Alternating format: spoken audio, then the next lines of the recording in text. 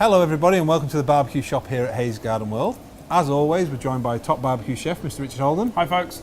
And in this video, we're going to be doing a Christmas ham. We're going to do a Christmas ham, a piece of gammon with some soft brown sugar, some Dijon mustard, maple, a little bit of mixed spice and some pepper. So really good Christmassy flavours going on this ham. And in this video, we're going to be using the Traeger Pro 22.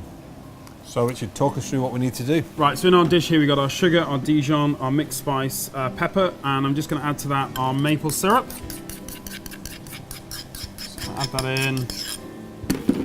Give this a mix around. So this is 2 parts soft brown sugar to 1 part mustard and 1 part maple. And then a good, depends on how much you like, how much spice you want to add, but a good teaspoon, maybe teaspoon and a half of the spices and the pepper as well. No salt, because obviously this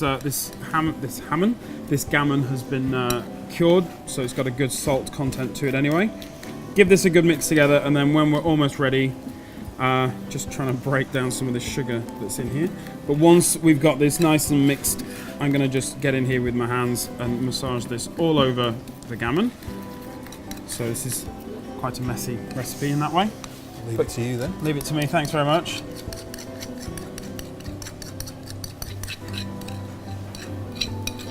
There we go. Keep this in a dish just to keep it nice and clean. There's no easy way to do this. So I'm just going to get in here. Coat this all over, make sure that we get all over the top, the sides.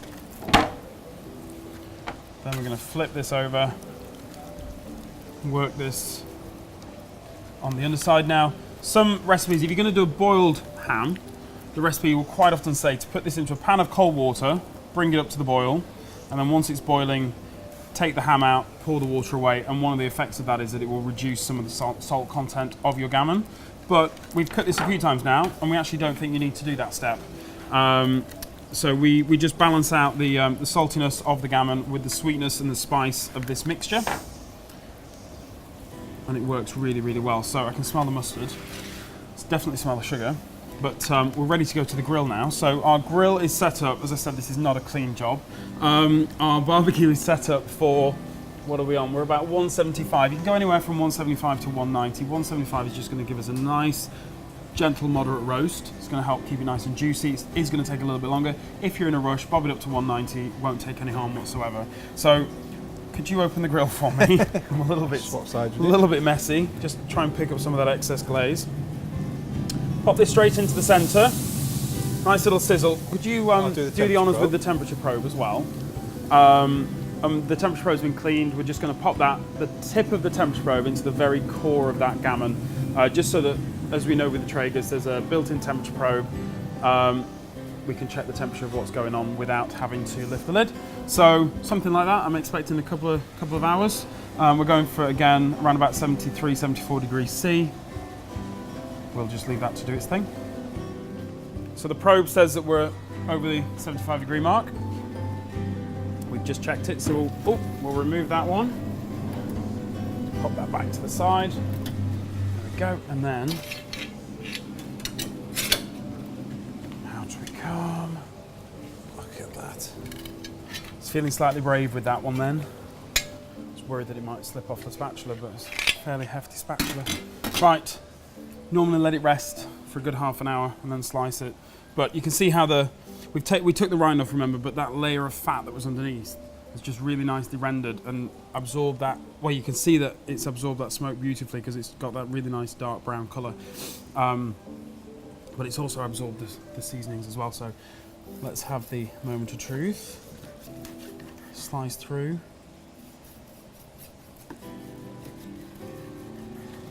we go.